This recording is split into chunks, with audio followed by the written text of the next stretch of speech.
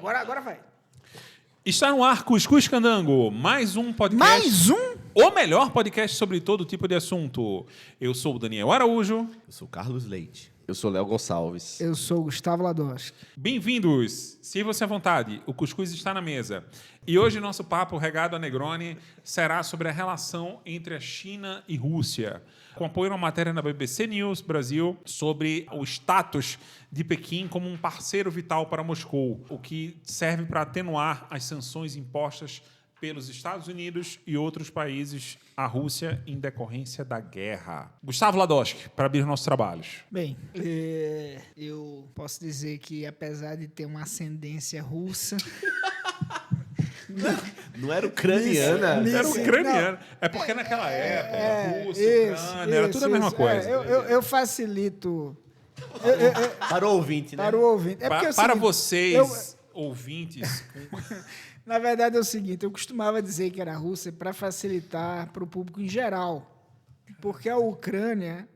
O nosso público precisa dessa Não, referência? o nosso público não. Nosso público Você é um sovieta.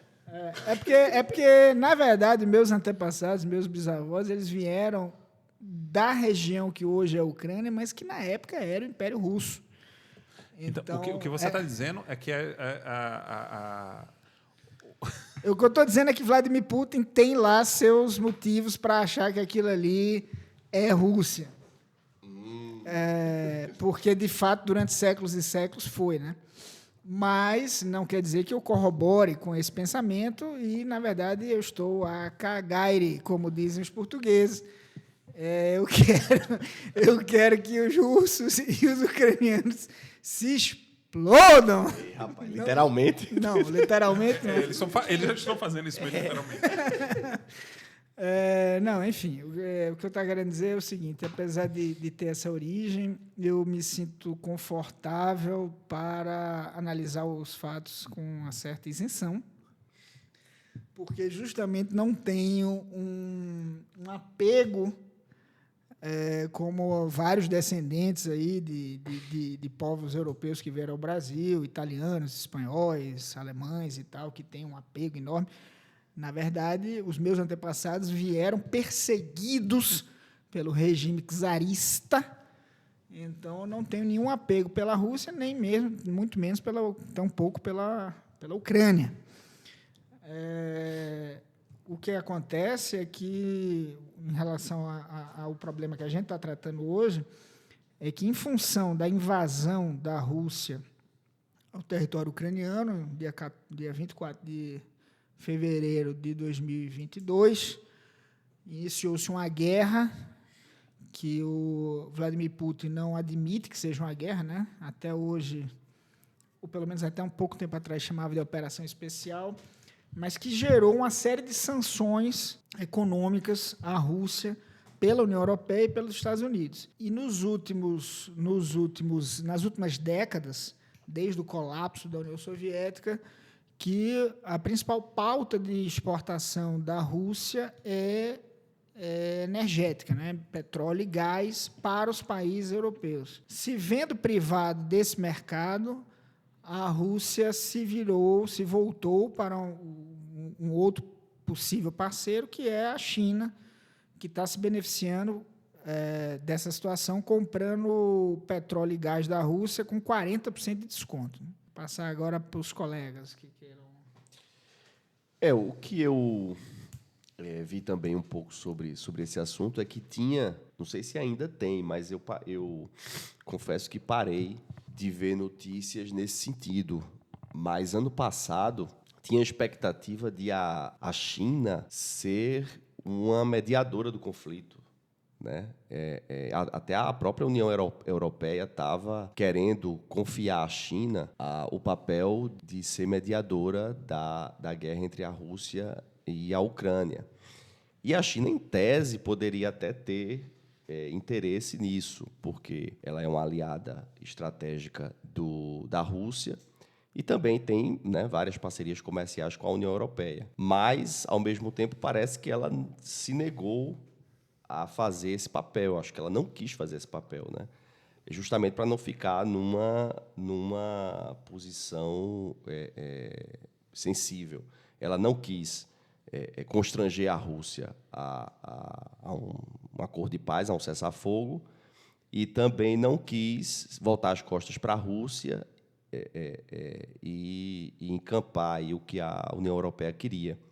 Então, parece que ela está no meio que o jogo do centrão, assim, né? Ela está... Na verdade, como eu falei, para a China, o interesse é que a guerra se prolongue cada vez mais, porque ela está se beneficiando diretamente, é a maior vencedora até agora desse conflito, porque por causa da guerra, os gasodutos que iam direto da Rússia para a União Europeia estão fechados em função das sanções, e todo esse manancial de energia da Rússia, que é extraordinário, a Rússia é um dos maiores produtores de petróleo do mundo, e o PIB da Rússia depende do petróleo e gás, está sendo direcionado para a China com descontos enormes, porque justamente a China não tem mais para quem vender. Ela precisa a Rússia não tem outro comprador, e precisa que a China compre, mesmo praticando esses descontos. Então, a China não tem o menor interesse que essa guerra acabe tão cedo.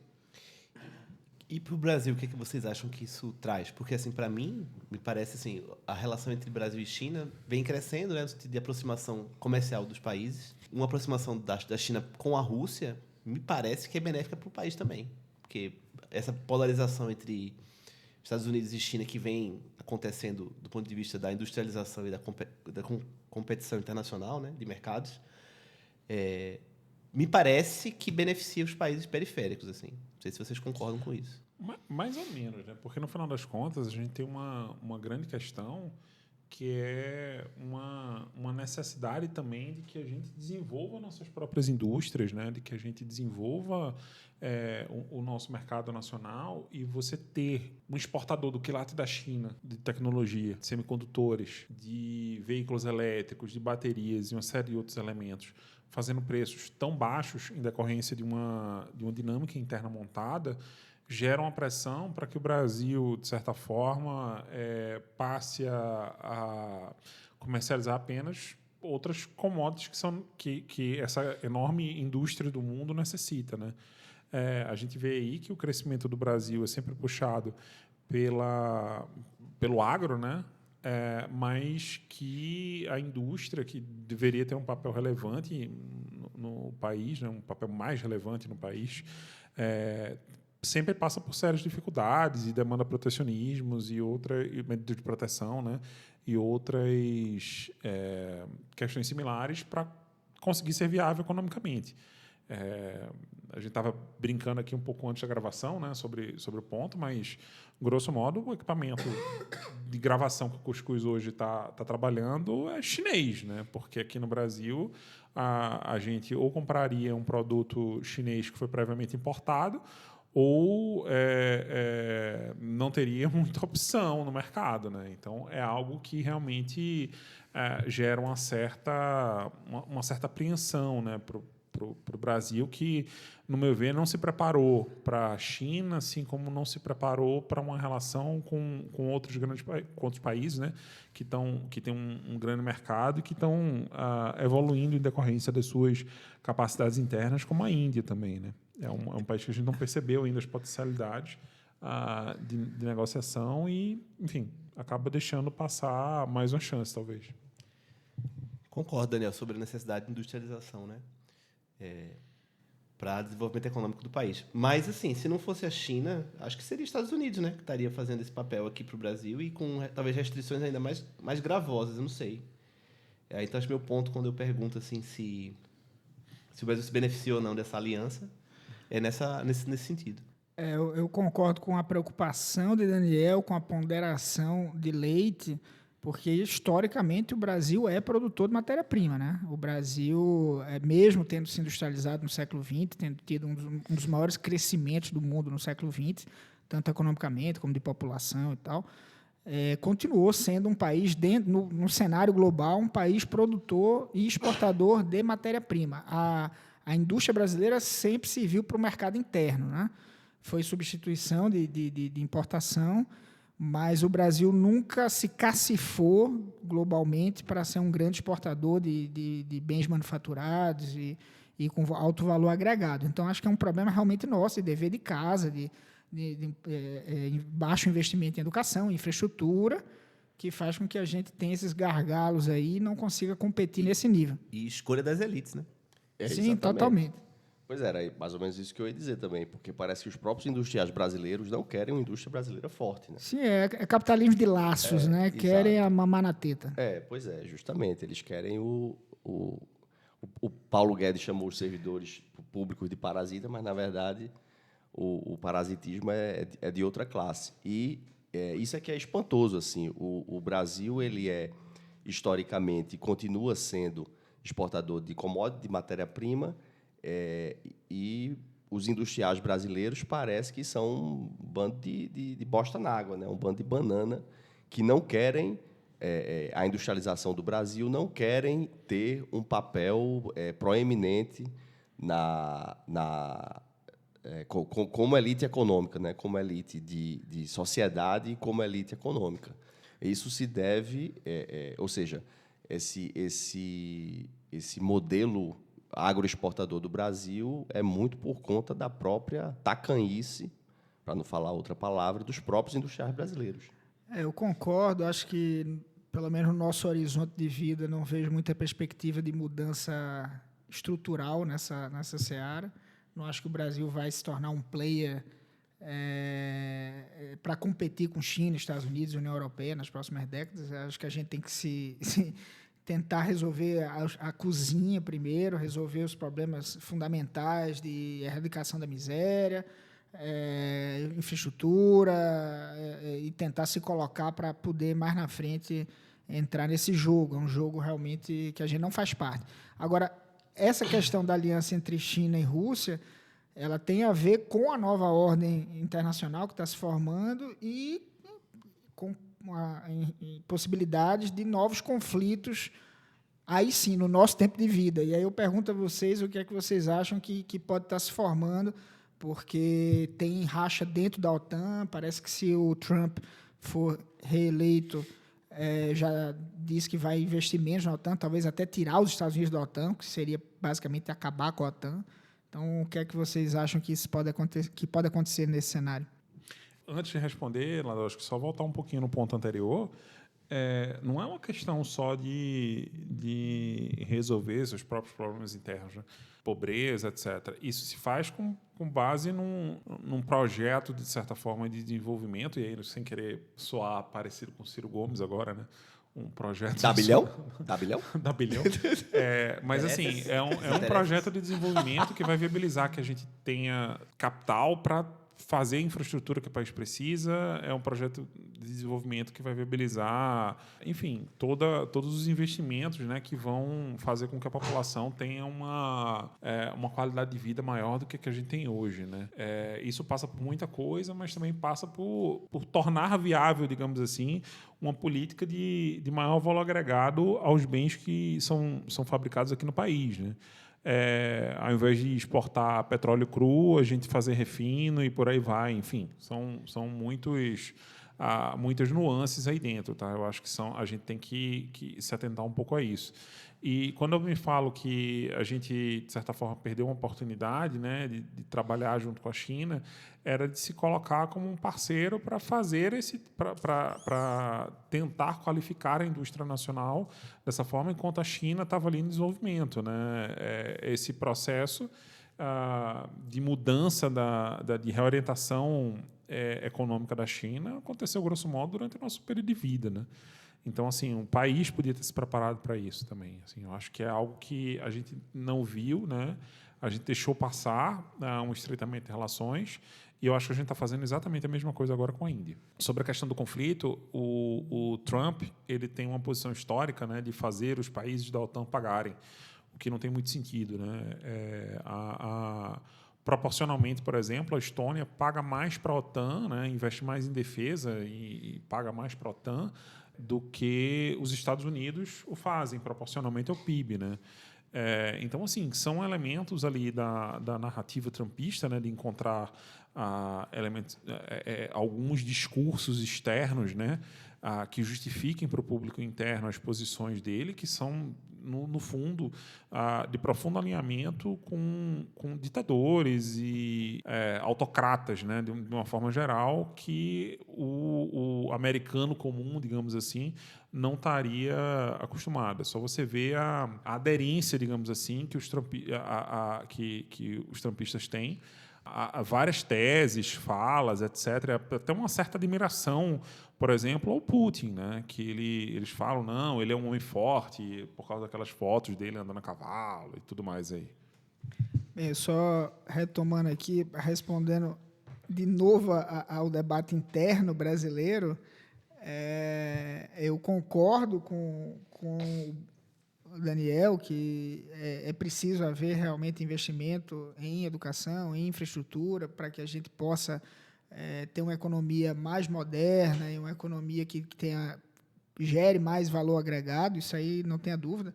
Nesse sentido também, sem querer abraçar Ciro Gomes, mas eu acho que um projeto de desenvolvimento para o país é necessário, né? Um projeto autônomo e altivo, né, de desenvolvimento para o Brasil.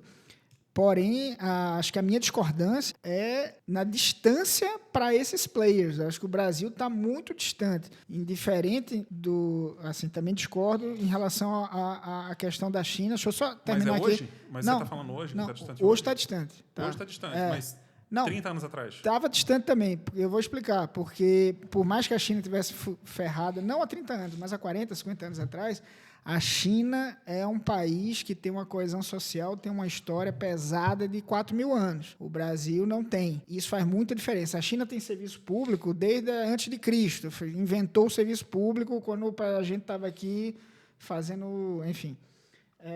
Então, a China tem uma história pesada, tem uma cultura pesada. Eu já contei essa anedota aqui do Deng Xiaoping, quando comemorou a Revolução Francesa. Eu contei isso aqui já no cuscuz. Na piscina, não no cuscuz. Não no cuscuz, né? Quando comemorou os 200 anos da Revolução Francesa, em 1989, perguntaram a ele para comentar, ele era o líder chinês na época, perguntaram para ele comentar se a Revolução Francesa tinha dado certo, o que ele achava da Revolução Francesa. E ele disse, olha, está muito cedo ainda, a gente tem que ver se deu certo ou não e tal, tem que esperar. Então, assim, para eles, 200 anos não é nada, tanto que eles esperaram e agora estão voltando com tudo.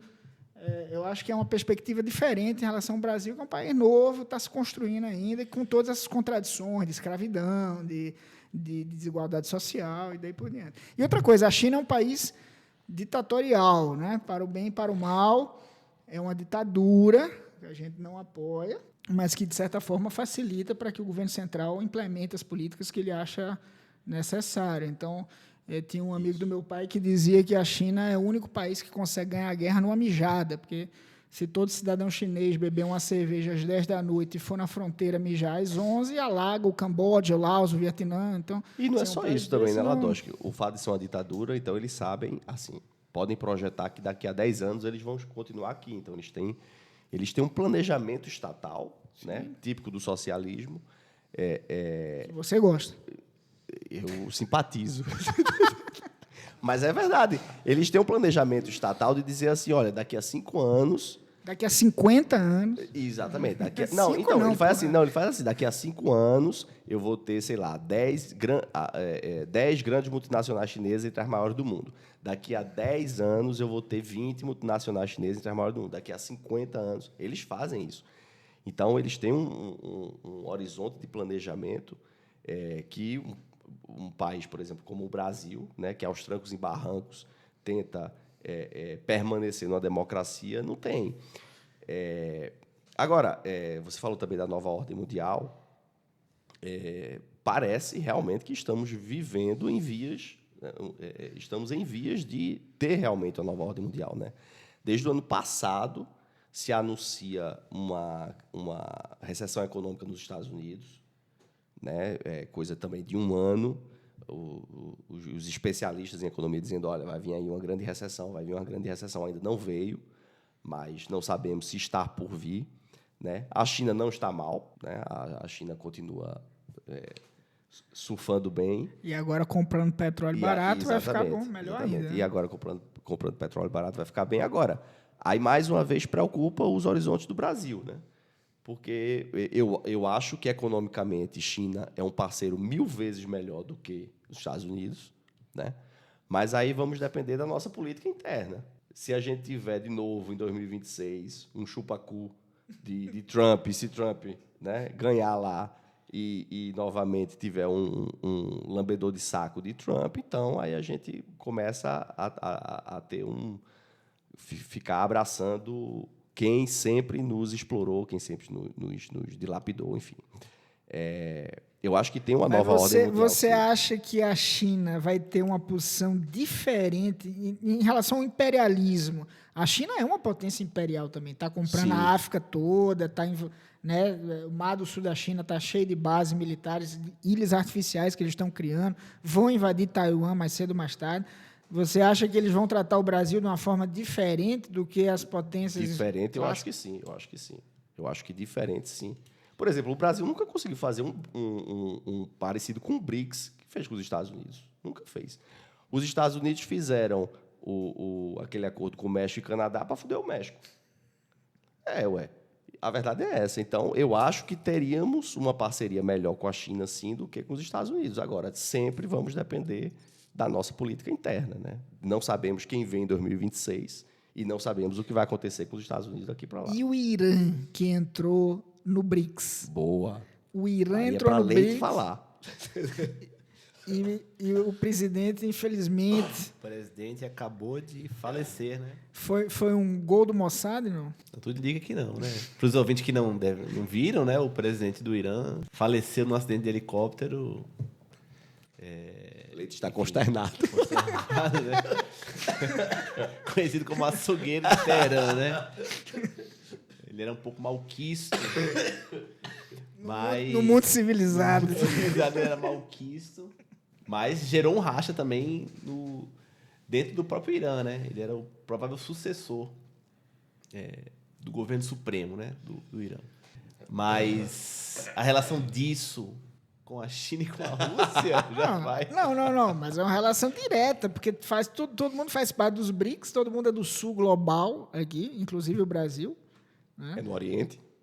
E todo mundo aí contribuindo para essa nova ordem multipolar, né? Que não é só Europa Ocidental e Estados Unidos.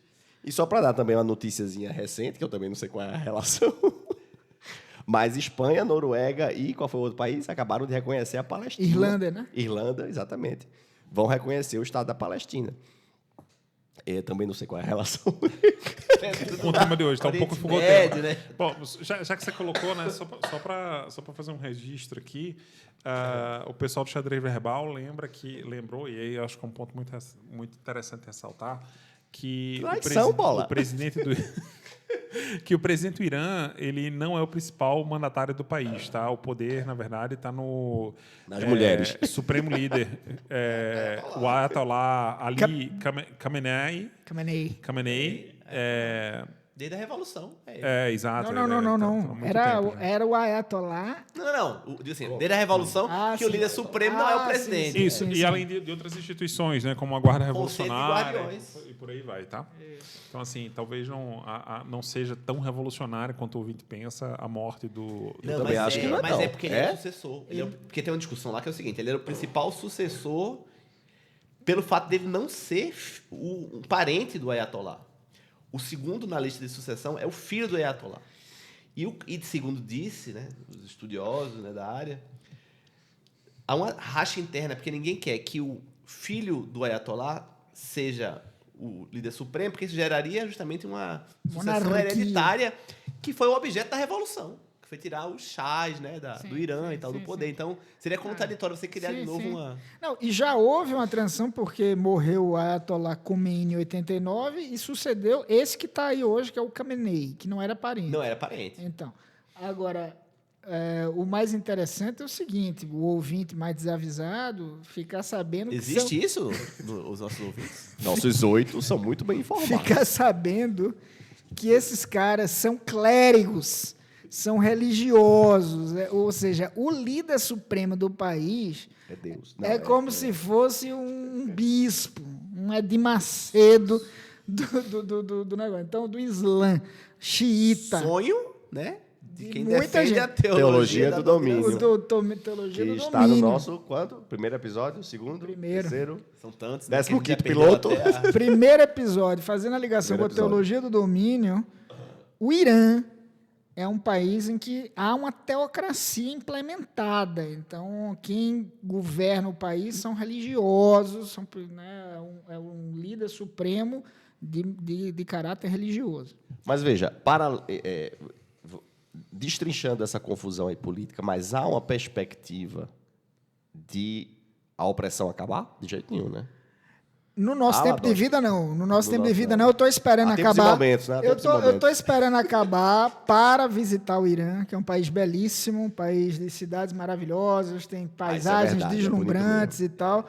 As mulheres são muito bonitas, mas não dá para ver porque estão todas cobertas estão todas Inclusive, de esse xadó. cara, esse presidente, né? Xadó não, estão de burca. Burca. Não é burca lá, não. É, Não mas burca, é não. parecido. O presidente ficou famoso num incidente que tem a ver com a morte de uma teoria. de uma mulher, não, de uma mulher que estava, né, usando inadequadamente o véu, né? Não é nem que ela não estava usando, ela estava usando inadequadamente o véu e Isso, foi tem presa uma pela polícia da moralidade. da moralidade e acho que foi espancada, enfim, morreu e gerou muitos protestos no país. Que foram É verdade, reprimidos em é. 2021, faz- 22, Foi ano passado. 22, isso mesmo. É, eu tô esperando o regime acabar para visitar o Irã, porque enquanto não acabar eu não visito. E lançar seu livro lá. Mas eu não. Ah, boa cultural. Faz sentido, tem a ver Exatamente. com o Irã. Tem a Nosso ver. amigo Gustavo Ladoche vai lançar um livro 13 de junho, que se chama Homens autores de violência contra a mulher, um estudo em grupos reflexivos. muito Tudo a bom. ver, porque tem a ver com... Para quem com é de essa Brasília, opressão, vai né? estar no IVV, que é na 13, né? É 413 Norte. Norte, isso aí. Bom, enfim. Mas é lá na Asa Norte, IVV bota aí no Swine Google. Bar, isso aí. IVV Swine Bar. É, Ladoche vai lançar o 314, 314. Será que os nossos 8? livro. Eu acho Ou que, 9, eu acho ou que 20. 3 são daqui de Brasília. Podem querer 4 ir lá, as né? nossas respectivas esposas. Mas elas ouvem? Ouvem 30 segundos. Mas compareça, então. Compareça. Boa dica cultural. O livro é ótimo, não li ainda, mas deve ser, né? Bem, o livro trata sobre grupos reflexivos de homens autores de violência doméstica, que é uma política pública que existe no Brasil e certamente não existe no Irã. Né? Então, eu estou esperando o regime acabar até para que se implemente isso lá também. Muito se fala do Irã pré-revolução, né? Que era um país, assim, avançadíssimo, né? E, o Irã também, como a China, também tem 4, 5 mil anos de história, né? 3 mil anos e meio, vai. 3 mil anos e meio. E isso faz diferença. Daniel está fazendo a cara feia aqui, como se isso não fizesse diferença. Ele quer mas interromper. É porque ele Isso pensa assim, os faz Estados Unidos é diferença. recentíssimo. Os Estados Unidos tem 200, merda, tem exatamente, 250 anos e 250 virou anos, potência não, mundial. é. Não, mas... Potência mundial disparada. Não, porque 4 mil anos de história fazem muita diferença do ponto de vista econômico. Não, faz. Sobre Não. ponto de vista Não, não. cultural, é óbvio. Mas assim, Não, mas porra, do ponto de vista cultural, é relevantíssimo. É relevantíssimo, pô, para mim, pelo menos. Do ponto de vista Então, cultural. Ladoche, Acho que faz sentido. Quando você fala do que a gente falou aqui, né? Que alguns chamam de capitalismo do planejamento, né? Ou do projetamento. Tem a ver, é isso. Você consegue, né? criar Não, uma os Estados cultura Unidos são única. novos ricos, realmente é um case extraordinário. O país que foi feito semana passada e ficou muito rico, de fato.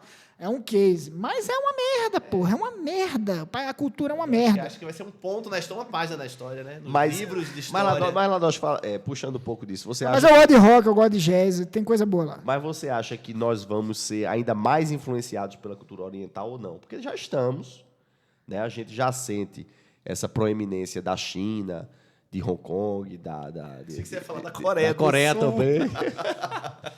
não ouve K-pop, Léo? Não assistes dorama? Exato. Não assiste dorama? Mas, assim, a gente já sente isso nas séries, nos filmes. Acho que vai. A gente já consome Round a six. cultura oriental, exatamente. Eu acho que vai. A nossa geração, não sei, mas a dos nossos filhos vai ser extremamente influenciada pelo Oriente. E que O bom, Ocidente e que bom, eu acho. o Ocidente tá ladeira abaixo. Agora é só ladeira abaixo. Alguma dica cultural? Sobre Irã, Sobre a Palestina... Rússia, China, Nova Ordem Mundial, tem a música do Caetano, né? Bom, Enfim. eu vou dar minha dica cultural aqui. Ciro Gomes, Projeto Nacional, Dever da Esperança. Leia. Nossa, muito bem. Não, eu gosto muito do livro do Elias Jabbour, que o Leite achou chato, mas eu gostei. China, o socialismo no século XXI. O Elias Jabbour é especialista em China. Ele, acho que não sei se ele morou lá. Ele é geógrafo, historiador, sou geógrafo. Ele vive indo para a China, ele estuda a fundo a China, e é um livro muito bom para entender justamente como a China virou uma grande potência, como ela planeja a economia dela. Eu gosto muito desse livro. Só um comentário. O livro é bom, eu gostei do livro. Gostou? Léo. Eu só achei que a primeira Só achei que metade... 100 primeiras páginas. Não, a primeira metade eu achei meio enjoada, mas faz parte, né? Mas é a bom, não é? A segunda É muito metade do livro eu interessante. achei muito interessante, que aí ele entra mesmo na China e tal. Achei... Minha Legal. dica cultural é o romance Versos Satânicos de Salman Pô, Rushdie. rapaz, nossa. Entendeu? Que levou um tiro Toma um dia aqui desse. a faca não. Ficou cego, né? A faca, Não, mas né? ele foi faca. esfaqueado. Tá há quase 40 anos, 30 e tantos anos exilado na Inglaterra. É um autor iraniano civilizadaço. Pior que falando do Irã, eu também lembro de um filme muito bom que eu gosto muito, chamado A Separação. Não tem Pô, nada a esse ver. filme é assim, maravilhoso. Só que, ao mesmo tempo, tem a ver com tudo, porque o filme fala sobre tudo ao mesmo tempo, consegue falar sobre religião, Sobre as moral, mulheres, a opressão, opressão, como é que é viver no Irã, serviço público, fala sobre tudo. Esse filme é muito bom. Acho que é de 2010 ali, né? Por aí. Ganhou o Oscar de filme estrangeiro. E ganhou tudo, né? Na época Ganhou muita vários coisa, prêmios. foi. É maravilhoso. A esse Separação, um filme muito bom.